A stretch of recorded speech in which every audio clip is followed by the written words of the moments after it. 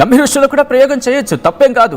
But ఇక్కడ అడుగుతుంది ఏంటి, వాళ్ళు క్యాపబుల్, వాళ్ళు నెక్స్ట్ ఓడిఐ వరకు కూడా క్యాపబుల్. సో వాళ్ళని ఉంటూ ఉండగానే కొత్త వారికి అవకాశం ఇచ్చి వాళ్ళతో పాటు నడిపించి అప్పుడు వాళ్ళకి ఆ స్కిల్స్ వచ్చిన తర్వాత వాళ్ళంతా వాళ్ళే వెళ్ళిపోతారు కదా, రిటైర్మెంట్ వాళ్ళే తీసుకుంటారు కదా. వాళ్ళు ఆడలేనప్పుడు బలవంతంగా తీసుకొచ్చి వాళ్ళంతా వాళ్ళు ఆడలేరు కదా.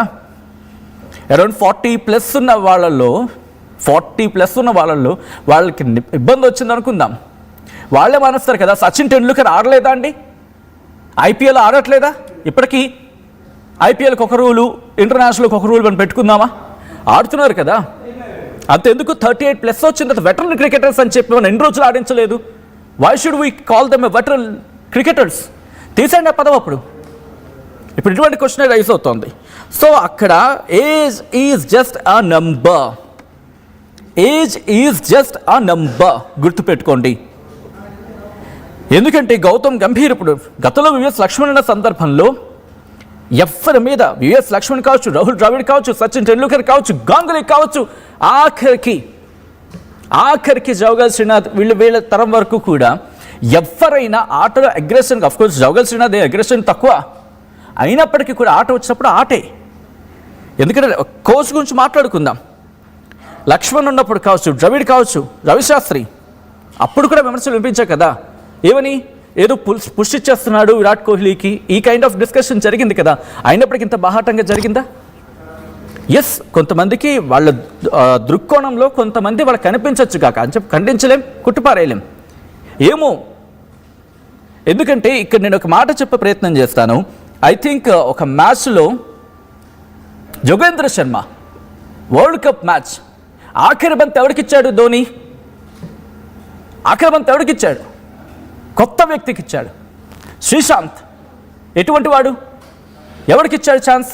ధోని. కొత్త వాళ్ళకి ఇవ్వాలా? ఇదే మాట్లాడుకుంటున్న పరిస్థితి ఉంది. హర్భజన్ సింగ్ ఎవరైనా ఫస్ట్ ఓవరు ఎప్పుడైనా స్పిన్నర్కి ఇచ్చిన సందర్భాలు చూసామా? ఇవి ప్రయోగాలంటే హర్భజన్ సింగ్ని తీసుకొచ్చి ఫస్ట్ ఓవర్కి ఫస్ట్ వికెట్ తీయించిన పరిస్థితులు ఉన్నాయి. మన రికార్డ్ అది, ఇది భారత రికార్డ్. ఇది మాట్లాడుకోవాలంటే చరిత్ర చెబుతుంది. మన ఏదో అంటూ ఉంటారు కదా, మనం మన గురించి మాట్లాడుకుంటే ఒకసారి చరిత్ర గురించి మాట్లాడుకోవాలి. సో అటువంటి ప్రయత్నాలు చేశారు, అప్పుడు కోచ్లు చేయగలిగారు, చేస్తున్నారు కూడా. ఎందుకంటే లక్ష్మణ్తో మనం చూసాం, రాహుల్ ద్రవిడ్తో చూసాం, రవిశాస్త్రిని చూసాం, సంజయ్ బాంగర్ని చూసాం, అనిల్ కుంబ్లేని చూసాం. రవిశాస్త్రి 2 సార్లు చేసుకొచ్చిన రవిశాస్త్రి మాట్లాడుకున్న క్రమం. గ్యారీ క్రిస్టన్ గురించి మాట్లాడుకుంటే సౌత్ ఆఫ్రికా నుంచి తీసుకొచ్చి ఎంత అద్భుతమైన మలుపది మెరుపు లాంటి ఫీల్డర్ని ఇచ్చాడు కదా. అంతవరకు టీమిండియా అంటే బద్దకిష్టి ఫీల్డింగ్ అనే మాటని చెలిపించేశాడు కదా. ఎక్కడి నుంచి వచ్చాడు? యువరాజ్ సింగ్ ఎక్కడి నుంచి వచ్చాడు? కైఫ్ ఎక్కడి నుంచి వచ్చాడు? వీళ్ళందరూ ఎప్పుడు వచ్చారు? అక్కడి నుంచే కదా. జాన్ రైట్ కావచ్చు, అఫ్కోర్స్ అప్పుడు కొన్ని ఇష్యూస్ మనకు కనిపించినప్పటికీ కూడా. కపిల్ దేవ్, అంశుమన్ గైక్వాడ్, మదన్ లాల్, సందీప్ పాటిల్, వీళ్ళందరూ మహామహులు. ఎప్పుడూ లేని రచ్చ ఇప్పుడెందుకు మనకి? ఇంటి కూడా వీరి మీద పెట్టుకున్నట్టుంది. మ్యాచ్లు ఓడిపోతున్నాం గెలుస్తున్నాం అనే విషయాన్ని పక్కన పెట్టేసి అసలు మ్యాచ్లు ఎందుకు ఓడిపోతున్నాం, ఎందుకు గెలుస్తున్నాం అనే అనాలిసిస్ని పక్కన పెట్టి ఇక్కడ ముగ్గురు గురించే మాట్లాడుకునే పరిస్థితి ఎందుకు వస్తుంది? మనం seniors, juniors, no differences. Player is a player, age is just a number. ఎంతమంది లేరు? 20లో ఉన్న వాళ్ళని 20, 25, 30లో ఉన్న వాళ్ళని తీసుకొచ్చి ఆడించిన దాఖలాలు మనకు కనిపించలేదు. 30 అయిపోయిన తర్వాత కూడా బలవంతంగా ఆడించిన సందర్భాలు గతంలో ఉన్నాయి. ప్రశ్నించిన క్రమం. ఆశీష్ నెహ్రా మనం ఆడించలేదా? ఆశీష్ నెహ్రా ఎలాంటి ప్లేయర్, మళ్ళీ తీసుకొచ్చి ఆడించలేదా? So age is just. అంతెందుకు అజిత్ అకర్కర్, స్ట్రైట్ క్వశ్చన్ అజిత్ అకర్కర్కి మళ్ళీ ఎన్ని రోజుల తర్వాత ఆయన టీంలోకి వచ్చాడు?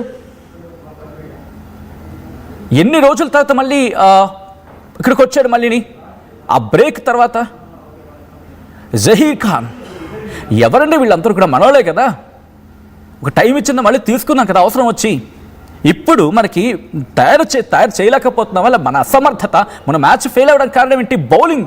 360 స్కోర్ ఇక్కడ బోర్డు మీద పెట్టిన తర్వాత మిడిల్ ఆర్డర్ని కనీసం వాళ్ళ మెడ కాదు కదా, కనీసం వాళ్ళని కిందకు వంగేలా చూడలేకపోవడం తప్పెవరిది? మన బౌలర్స్ అలని చెప్పి ఇప్పుడు వస్తున్న వాళ్ళు అనలేం కదా.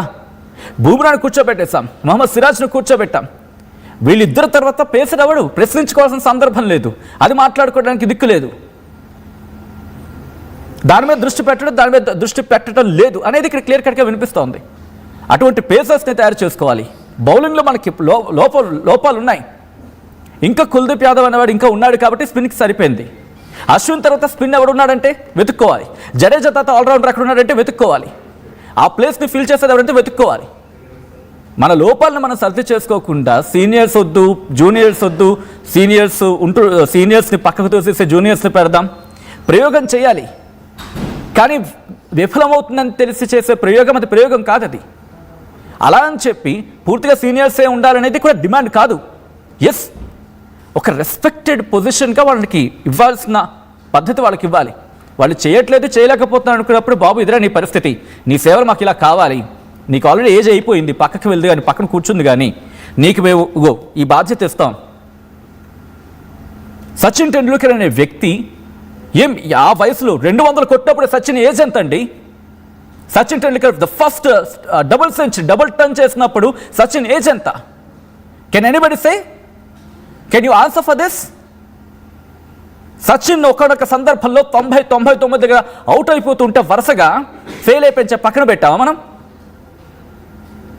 అదే సచిన్ టెండూల్కర్ అదే గంగూలీతోని ఆడాడు, అదే సచిన్ టెండూల్కర్ అదే వీరేంద్ర సెహ్వాగ్తోనే ఆడాడు. అంతెందుకు గౌతమ్ గంభీర్, వీరేంద్ర సెహ్వాగ్తో ఆడుతున్న క్రమంలో ఎలా చూసేవారు గౌతమ్ గంభీర్ని? వీరేంద్ర సెహ్వాగ్ కొడుతూ ఉంటాడు, ఒక మంచి డిఫెన్స్ ఉంటాయని చెప్పి హిట్ కాంబినేషన్ కదా, వై డోంట్ యూ థింక్ అని చెప్పి ఇక్కడ ప్రశ్న రైజ్ అవుతుంది. సో సాధ్యాల గురించి మాట్లాడుకోవాలి తప్ప it's not about senior and junior. Remember, age is always just a number it is. Just believe in the talent అనేది ఇక్కడ వినిపిస్తున్నమాట. సో చూడాలి ఇక్కడ ఎటువంటి డిస్కషన్స్ జరగబోతున్నాయి అనేది. ఎందుకంటే వాళ్లకు మనం ఎందుకు ఒక్కసారి ఐ థింక్ 2వ తారీఖున అనుకుంటా, 2వ తారీఖున ఒకసారి న్యూస్ పేపర్లు అలా తిరిగేస్తే కనుక పుంఖాను కథనాలు మనం చూడొచ్చు. ఎందుకంటే వాళ్ళకి ఇష్టం లేదు, అయినప్పటికీ బలవంతంగా వాళ్ళ చేత రాజీనామా చేయించాలని అర్థం వచ్చేలా, భావం వచ్చేలా ఆ పుంఖాలు కథనాలు మనం చూస్తాం. So we have to cross check ourselves. Because జనాల్లో ఏముంది, జనాల్లో ఎటువంటి డిస్కషన్ జరుగుతుంది అది మీ ముందు వచ్చే ప్రయత్నం చేస్తోంది. The decision has to be taken by the BCCI. Because పరువు గంగలో కలిసిపోకముందే కాపాడుకుంటే బాగుంటుంది. అఫ్ కోర్స్ గౌతమ్ గంభీర్ ఒక మంచి player, we will accept that. But ప్రయోగం అఫ్ కోర్స్ మంచి కోచ్ కూడా కావచ్చేమో, ఎందుకంటే గెలిపించా అంటున్నాడు కాబట్టి అఫ్ కోర్స్ ఉండొచ్చు కాక. బట్ ఆలోచనాత్మకంగా ఉండాలి, ఆచరణాత్మకంగా ఉండాలి. అది మన పరువుని గంగలో కలపకుండా ముందుకు వెళ్ళాలి అనేది ప్రజల్ని